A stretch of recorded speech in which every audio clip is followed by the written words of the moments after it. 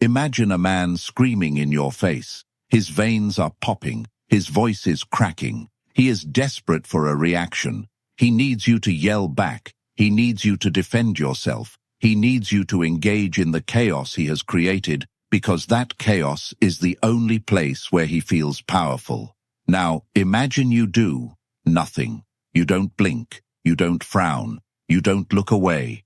You just watch him, like a scientist watching a rat in a cage. You are completely still. In that moment, something shifts. The dynamic flips. His anger turns into confusion. Then, that confusion turns into fear. Because he realizes he cannot touch you. He cannot read you. He cannot control you. He is throwing his entire existence at you, and you are absorbing it like a black hole. This creates a psychological glitch in the human mind. It terrifies people. It makes them question their own reality. And 500 years ago, Niccolò Machiavelli discovered that this specific skill, the ability to become a void, is the ultimate form of power. Most men live their entire lives as slaves to reaction. Someone insults them, they get angry. Someone compliments them, they smile. They are puppets. Their strings are pulled by everyone around them. Their wives, their bosses, the news, the traffic. They think they are free, but they are just biological algorithms responding to inputs.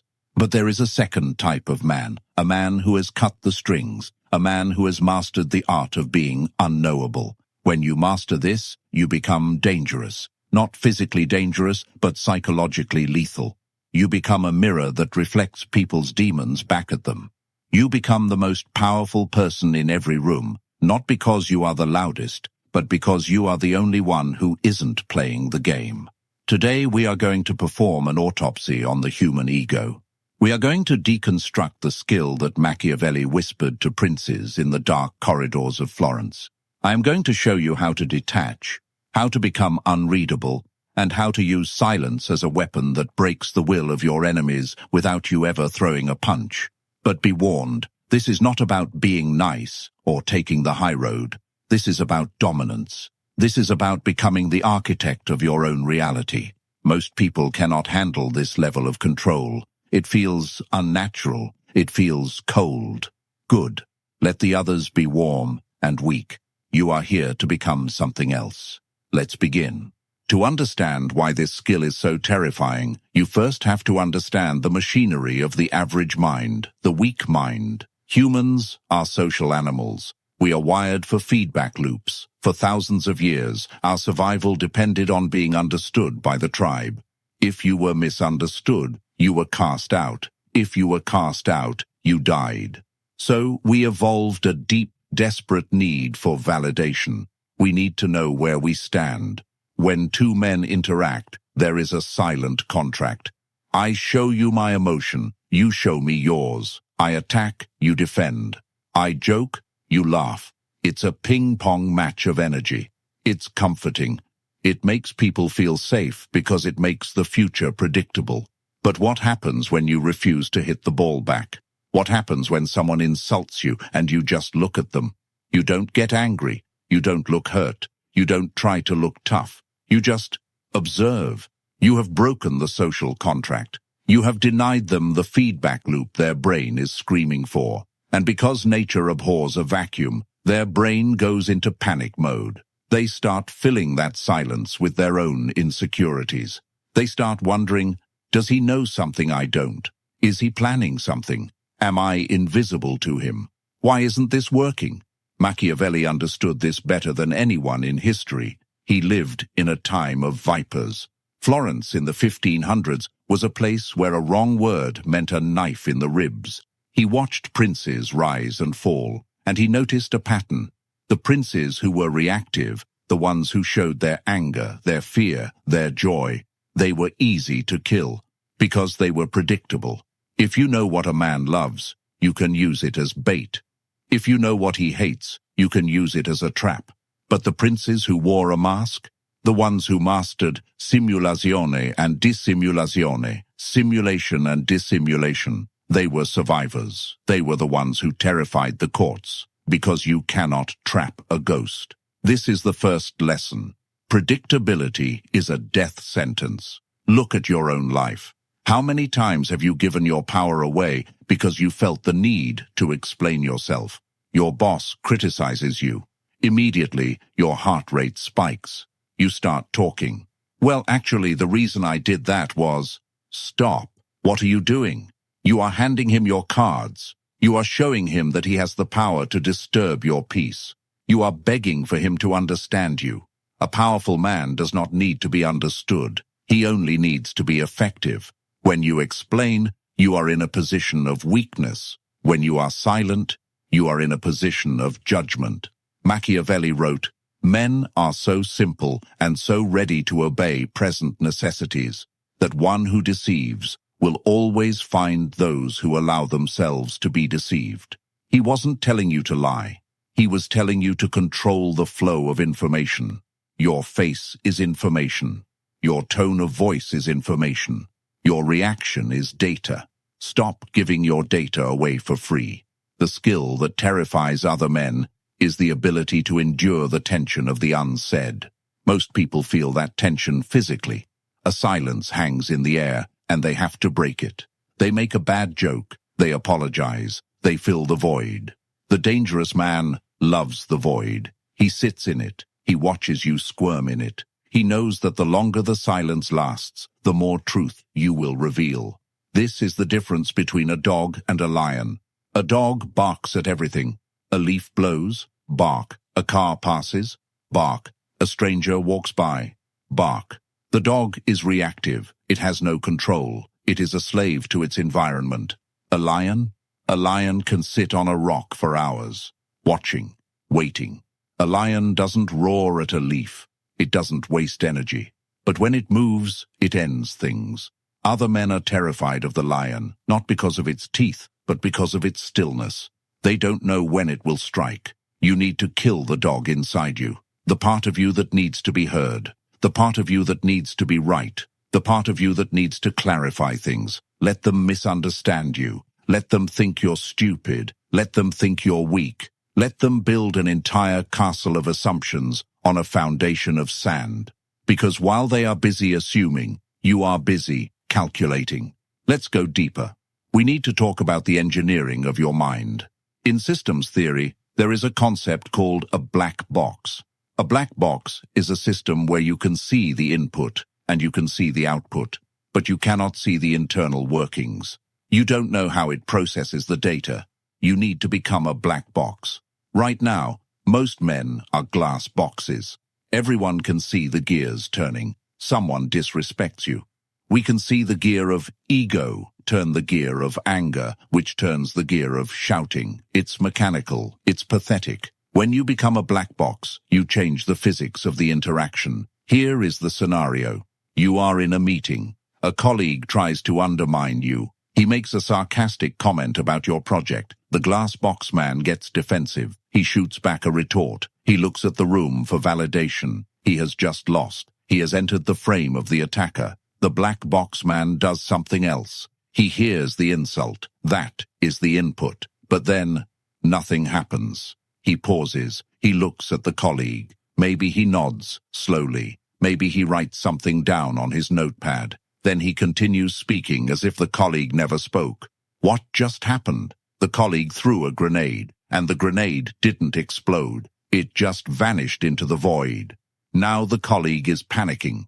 Did he hear me? Did he not care? Is he writing down my name to fire me later? Is he so far above me that my insult didn't even register?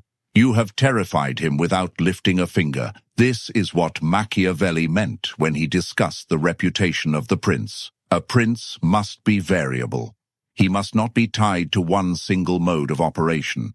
If you always get angry when insulted, I can control you. I just need to insult you when I want you to be irrational. If you always seek approval, I can control you. I just need to withhold praise until you do what I want. But if your reaction is independent of my action, I am powerless. This requires a level of dissociation that feels almost cold-blooded. You have to learn to watch your own emotions as if they are happening to someone else. You feel the flash of anger? Good. Acknowledge it. I am feeling anger, but do not let it reach your face. Do not let it reach your voice. There is a gap. a microscopic gap between the stimulus and the response. Viktor Frankl, the psychiatrist who survived the Nazi death camps, found his freedom in that gap. He said, "Between stimulus and response, there is a space. In that space is our power to choose our response.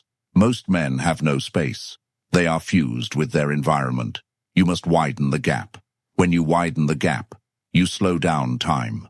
Have you ever noticed that high-status individuals move slower? They speak slower. They blink slower. Low-status individuals are twitchy. They scan the room. They speak fast because they are afraid of being interrupted. They are vibrating with anxiety. Machiavelli would tell you to slow down. Speed is a symptom of fear. Speed says, "I am running out of time." Slowness says, "I own the time." When you delay your reaction, you signal dominance. Think of a negotiation. The other side names a price. If you answer immediately, you seem eager. You seem desperate. If you wait 3, 4, 5 seconds of total silence, you make them question the value of their own offer. They might even lower the price just to break the silence. Your silence does the work for you. It is a heavy, invisible hand that presses down on the other person's chest. Why do men fear this skill? Because it reflects the unknown. We are genetically programmed to fear the dark. Why? Because the dark hides predators. A silent man is a dark room. You don't know what's in there. Is he a saint? Is he a monster? Is he a genius? Is he a fool? The human brain cannot handle ambiguity. It tries to resolve it, and usually it resolves it by assigning power to the ambiguous figure. We assume the quiet man is the smart one. We assume the unreactive man is the strong one. He might not be. He might be empty inside. But the assumption grants him power. Machiavelli knew that appearance is reality in the game of power. Everyone sees what you appear to be. Few experience what you really are. If you appear unshakable, you are unshakable in their eyes, and that belief will make them hesitate to cross you. Now I can hear the objection forming in your mind. But isn't this suppression? Isn't this unhealthy? Won't I explode? No. Suppression is when you shove the emotion down and deny it. Suppression is fear.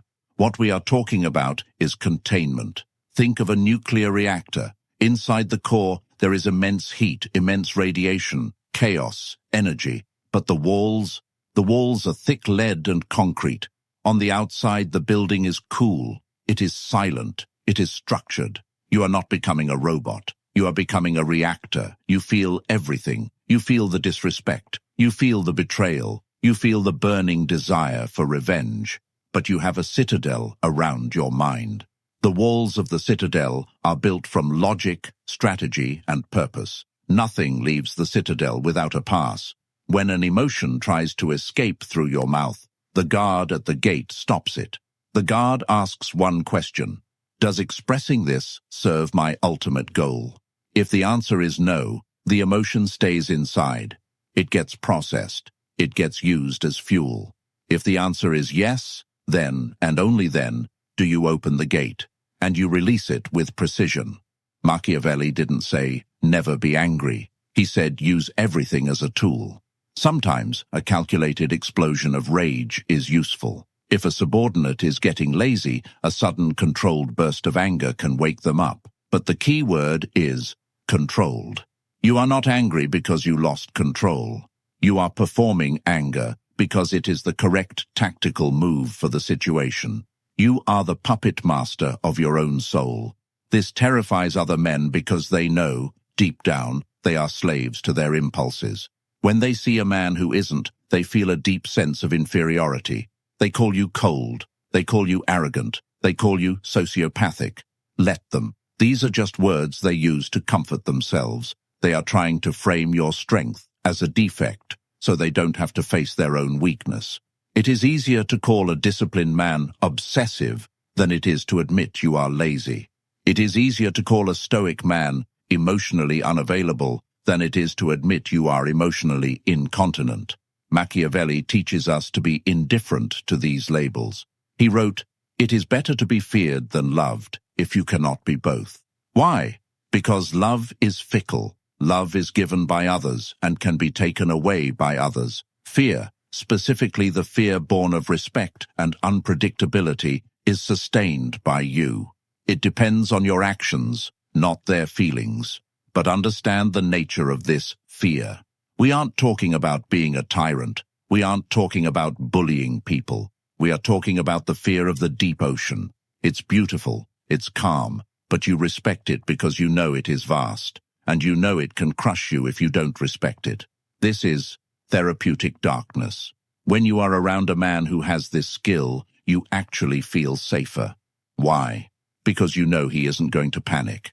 If the building catches fire, the screaming man is useless. The silent, calculating man is the one you follow. So, this terror you inspire, it is a double-edged sword. To your enemies, it is a nightmare. They cannot manipulate you. To your allies, it is a shield. They know you are solid. But to build this citadel, you have to do the shadow work. You have to look at why you react. Why did that insult hurt? Because you're insecure about your intelligence. Why did that rejection sting? Because you need validation. You have to fix the foundation. You cannot build a fortress on a swamp. Machiavelli was a realist. He looked at the world as it was, not as it should be. You must look at yourself as you are. Find your triggers and deactivate them. A trigger is just a button someone else installed in your psyche. If I press this, he gets sad. If I press this, he fights. Go into the wiring and cut the cables. When you walk through the world with no buttons, you are invincible. People will try to press them. They will poke. They will prod. And when nothing happens, they will look at you with that look, that specific mixture of awe and terror, because they realize they are unarmed against you. We have talked about silence in the moment. Now we must talk about silence in time, absence. Machiavelli knew that familiarity breeds contempt. If you are always available, you are cheap. If you always answer the phone, you are subservient. If you are always at the party, you are part of the furniture. The skill that terrifies men is the ability to walk away without explanation. We live in a culture of closure. Everyone wants closure. They want the final conversation. They want to hash it out. They want the breakup text to explain everything. Why? Because closure allows them to package the story, put it on a shelf, and feel good about themselves. Oh, he left because he wasn't ready for commitment. She fired me because the budget was cut. Closure is a comfort blanket. The dangerous man denies closure. He withdraws. He doesn't block you. He doesn't make a scene. He just fades. He becomes busy. His replies get shorter. Then they stop. This drives the human mind into madness. This is the Zeigarnik effect on steroids. The brain remembers unfinished tasks better than finished ones. An unresolved conflict is an open loop. The brain spins and spins, trying to close the loop. What did I do? Is he coming back? Did I offend him? By denying closure, you occupy real estate in their mind rent-free. You become a ghost that haunts them. In business, this is leverage. You are negotiating a deal. The terms aren't right. The amateur argues. He tries to convince. The Machiavellian simply packs his bag, shakes hands, says, "I don't think this is for us," and leaves. He doesn't counteroffer. He leaves the void. The other party is left holding the bag. They have to chase, and whoever chases loses power. Wait, come back. Maybe we can adjust the rate. Now you have won. In relationships, this is the ultimate filter. A woman tests you. She pulls away to see if you will chase. Most men chase. They get anxious. Are you mad at me? The dark psychologist does the opposite. She pulls away. He mirrors it. He pulls away further. He focuses on his mission. He signals, "I desire you, but I do not need you." That distinction, desire versus need, is palpable. Need is repulsive. Need smells like decay. Autonomy is magnetic. The skill is to be comfortable with the possibility of loss. You have to be willing to lose the deal. You have to be willing to lose the relationship. You have to be willing to lose the validation. Machiavelli wrote, "A wise prince should rely on what is in his own control, not on what is in the control of others. If you cannot walk away, you are a slave. If you can walk away, you are a free man." And free men are terrifying to slaves. Think about the men you respect most.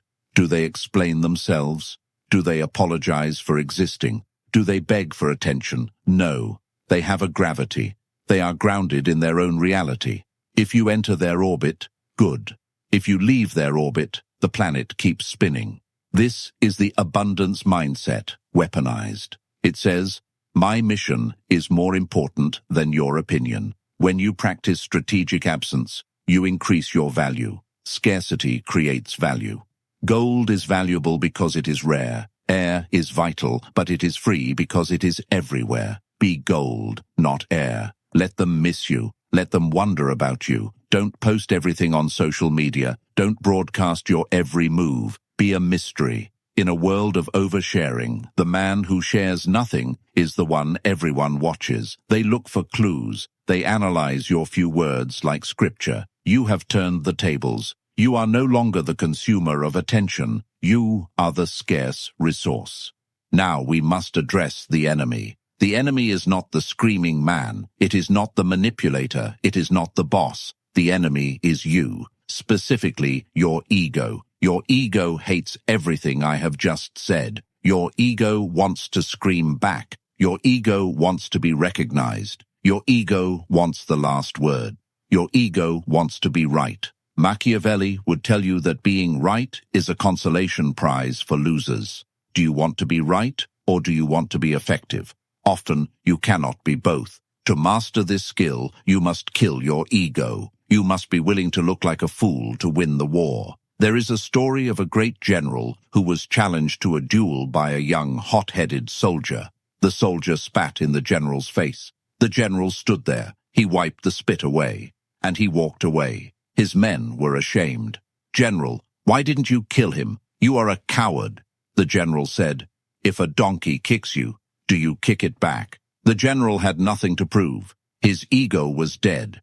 Only his strategy remained. If he had fought the soldier, he would have lowered himself to the soldier's level. By walking away, he remained a general. This is the hardest part, because when someone disrespects you, your blood boils. It feels like a threat to your existence, but it is only a threat to your image. If you are secure in your reality, an insult is just noise. It is wind. It only hurts if you secretly believe it might be true. The man who is terrified of being seen as weak is the one who acts tough. The man who knows he is dangerous is gentle. He doesn't need to advertise. This is the outlier mindset. You are playing a different game. They are playing the game of status. Who looks cooler? Who is louder? You are playing the game of outcome. Did I get what I wanted? If silence gets you the outcome, use silence. If flattery gets you the outcome, use flattery. If aggression gets you the outcome, use aggression. But never use them because you felt like it. Use them because you chose them. Machiavelli was often called evil because he separated ethics from politics. But he wasn't evil. He was clinical. He looked at human interaction as a mechanic looks at an engine. If the engine is broken, you don't pray to it. You don't get angry at it. You fix it. Sometimes you use a hammer. Sometimes you use oil. The people around you are the engine. Your emotions are the dashboard indicators. You are the mechanic. Don't scream at the engine. Fix it. When you adopt this clinical detachment, people feel it. They feel that you are dissecting them with your eyes. They feel that you are not playing by the rules of polite society. You are playing by the rules of nature, power, leverage, reality. And reality is terrifying to those who live in delusions. So, what is the end game here? Do you become a stone, a ghost, a hermit? No, you become an architect. When you stop reacting to the world, you gain the power to create the world. You act, and the world reacts to you. You set the tempo. You set the tone. You become the eye of the storm. Chaos swirls around you, people screaming, markets crashing, relationships ending, and you stand in the center, calm, calculating. This skill, the skill of Machiavellian silence, of strategic containment, is the prerequisite for all greatness. You cannot lead others if you cannot rule yourself. You cannot build an empire if a single rude comment can destroy your focus. It takes practice. Tomorrow, someone will test you. The traffic will cut you off. A barista will be rude. A friend will flake. Your old wiring will want to snap. Catch it. Pause. Widen the gap. Look at the anger. Say, hello. And then, choose silence. Watch what happens. Watch the other person. Watch their confusion. Watch their discomfort. And feel the surge of power that comes from knowing you are the one in control. You are holding the leash of the beast. Most men are dragged by the beast. You walk it. This is the path of the outlier. It is lonely at first, because you are leaving the herd. The herd is noisy. The herd is warm. The herd is reactive. The path of the wolf is silent. The path of the wolf is cold. But the wolf eats. The sheep get eaten. Which one are you? The skill that terrifies other men is simply this: the absolute refusal to be moved by anything other than your own will. It is the ultimate freedom. And once you taste it, you will never go back to being a puppet. If this opened your eyes, understand this is only the surface. This is what I can show publicly. The algorithm allows this because it thinks it's just philosophy. But there are aspects of dark psychology that are not philosophical. They are practical, they are tactical, and they are dangerous. There are videos I cannot upload for everyone. There are strategies of manipulation, of shadow work, and power dynamics that simply cannot be discussed on YouTube without being censored or demonetized. The system suppresses the most powerful information because it doesn't want architect-level men. It wants workers. It wants consumers. Those uncensored lessons exist behind the join button. If you are still listening to this voice, you are not like the others. You have the attention span of a predator, not prey. Subscribe if you haven't. But if you want what is hidden, if you want the blueprint for the parts of the human psyche that polite society pretends don't exist, click the join button and step into the architect level. You will unlock exclusive, uncensored videos that dive into the deepest, darkest corners of the mind. Most won't. They prefer the blue pill. They prefer the noise. That's the point. Power is for the few. Are you one of them? Click join. I'll see you in the dark.